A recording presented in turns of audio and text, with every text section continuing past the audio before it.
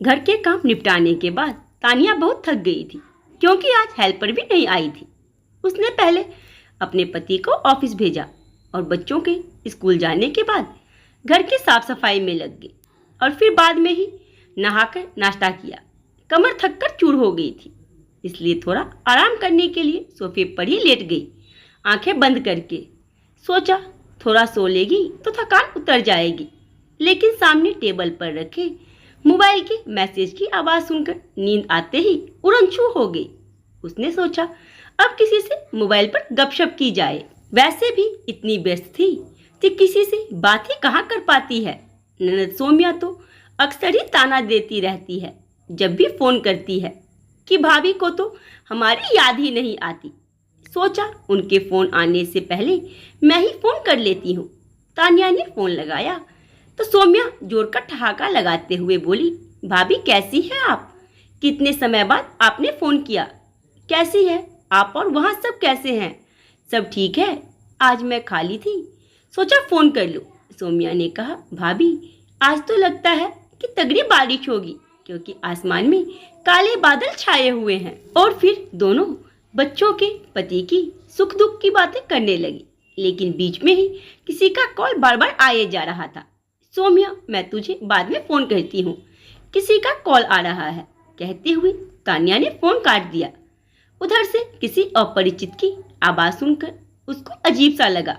जब तानिया ने कॉल करने का कारण पूछा तो उधर से बोलने वाले शख्स ने कहा कि गलती से लग गया था। ओके कहकर तानिया अपने काम में लग गई। 2 दिन बाद फिर से उसी नंबर से कॉल आई, लेकिन तानिया ने उसे इग्नोर कर दिया। थोड़ी देर बाद फिर से कॉल आई तो उसने झुंझलाते हुए फ़ोन रिसीव किया क्योंकि वह बच्चों को पार्क ले जा रही थी। उसकी झुंझलाहट सुनकर वह शख्स जोर से हंसा और बोला, आपकी आवाज़ बहुत प्यारी है। इतने सालों से उसने किसी से अपनी तारीफ ही नहीं सुनी थी क्योंकि घर में इतनी बिजी रहती थी कि कभी खुद पर ध्यान ही नहीं दिया और पति देव भी जिम्मेदारियों के बोझ के तले दबे हुए थे। अब तो बस बच्चों का पालन पोषण करना, उनको उचित शिक्षा देना, यही दोनों पति पत्नी की पहले प्राथमिकता थी। अभी जिस तानिया को गुस्सा आ रहा था उस अजनबी शख्स का वह अनजाने ही सही उसके कॉल का इंतजार करने लगी। उसने अपना नाम सक्षम बताया था और काम के नाम पर खुद का बिजनेस। उसकी बीवी किसी कंपनी में जॉब करती है और सक्षम को जॉब करना बिल्कुल पसंद नहीं है। उसे तो तानिया जैसी घरेलू महिला ज़्यादा पसंद है। यह सुनकर तानिया को बहुत अच्छा लगता। अब वह पति और बच्चों के घर से जाने के बाद घंटों सक्षम से बतियाती। ना जाने घंटों वो दोनों कौन सी बेमतलब की बातें करते। अब तानिया बहुत बन सवर कर रहने लगी। हर बात झुझलाने वाली तानिया अब खुश मिजाज हो गई थी। बच्चे तो अनजान थे, लेकिन उसके पति को संदेह हुआ। उसके पति ने अब उस पर ध्यान देना शुरू किया। एक दिन जैसे ही उसने तानिया का फ़ोन लिया वह चिढ़ गई। पति ने बहुत समझाया कि इस तरह के लोगों से बतियाना ठीक नहीं है।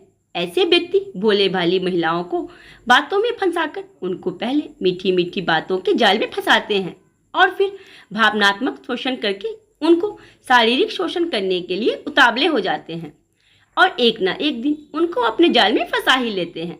लेकिन तानिया पर अपने पति की बातों का कोई भी असर नहीं हुआ और एक दिन पति और बच्चों को छोड़कर अपने प्रेमी के पास चली गई।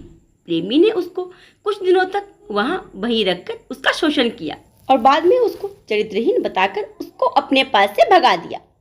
उधर उसके पति ने भी उसे बेवफा कहकर अपनाने से इनकार कर दिया। अब तानिया की हालत धोबी के कुत्ते से हो गई, जो ना घर की रही ना घाट की। तो आज की इस कहानी के बारे में आपकी क्या राय है, आप लोग अपने में जरूर दें। और कहानी पसंद आई हो तो वीडियो को लाइक, चैनल सब्सक्राइब, वीडियो को शेयर करना ना भूलें।